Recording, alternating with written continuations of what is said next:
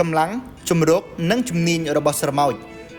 តូចមែនពិតតែសត្វនេះមានកម្លាំងខ្លាំងព្រោះជាទូទៅវាអាចលើកអ្វីៗដែលមានទម្ងន់ធ្ងន់ជាងខ្លួនរបស់វាចាប់ពី10ទៅ50ដងឯណោះនិយាយឲ្យស្រួលយល់បើមនុស្សយើងអាចលើករបស់ដែលធ្ងន់ជាងខ្លួនឯងពី10ទៅ50ដងដែរនោះយើងច្បាស់ជាអាចលើកឡានឬដំរីបានស្រមោចមានភាពពុនប្រសពក្នុងការធ្វើជំរកដោយខ្លះធ្វើនៅក្នុងដីធ្វើពីស្លឹកឈើធ្វើក្នុងឈើក្នុងរុក្ខជាតិនិងនៅតាមកន្លែងផ្សេងៗជាច្រើនទៀតរីឯសកម្មភាពសំខាន់ដែលកើតមានក្នុងជំរកគឺការរក្សាទុកចំណីអាហារនិងការថែទាំពងនិងម្ចាស់ស្ត្រីក្នុងកំណត់ត្រារបស់ពិភពលោកវងនិងជំរកស្រមោចដែលធំបំផុតត្រូវបានរកឃើញគឺក្នុងឆ្នាំ2002ជាជំរកស្រមោចអាសង់ទីនដែលមានប្រវែងប្រមាណដល់ទៅ 6000 គីឡូម៉ែត្រស្ថិតក្នុងប្រទេស3គឺអ៊ីតាលីបារាំងនិងអេស្ប៉ាញ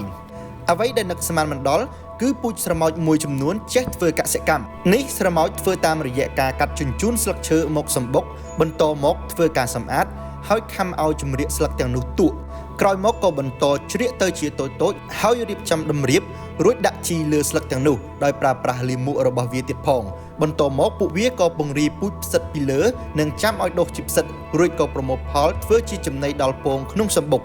លើពីនេះស្រមោចក៏ចេះចិញ្ចឹមសត្វល្អិតយកជាតិស្ករប្រៀបបាននឹងមនុស្សចិញ្ចឹមគោយកទឹកដោះផងដែរជាទូទៅពួកវាធ្វើការប្រមូលផ្ដុំសត្វល្អិតដែលតោងជញ្ជក់ជាតិស្ករពីរុក្ខជាតិឲ្យនៅជាវងតាមទីតាំងណាមួយដែលសត្វល្អិតទាំងអស់អាចជញ្ជក់បានច្រើនម្យ៉ាងស្រមោចក៏គិតពីកន្លែងដែលអាចការពីភ្លៀងដូចជានៅក្រោមស្លឹកនិងការលួចរត់របស់សត្វទាំងនោះដោយស្រមោចអាចកាត់ស្លាបនិងចាក់បញ្ចូលពឹសស្រាលធ្វើឲ្យសត្វទាំងនោះចុះខ្សោយមិនអាចរត់គេចបានហើយចំពោះទីណាដែលមានការប្រមូលផលបានតិចនោះស្រមោចនឹងផ្លាស់ទីកន្លែងដោយខ្វៀលសត្វទាំងអស់ដូចមនុស្សខ្វៀលគោទៅកន្លែងផ្សេងនេះបើគិតសពទៅវាប្រៀបបាននឹងការដាក់អាណានិគមលើសត្វដទៃដូច្នោះដែរជួបគ្នាក្នុងវីដេអូបន្ទាប់ដែលយើងនឹងនិយាយអំពីរឹកពីប្រភេទនិងទំហំនៃស្រមោច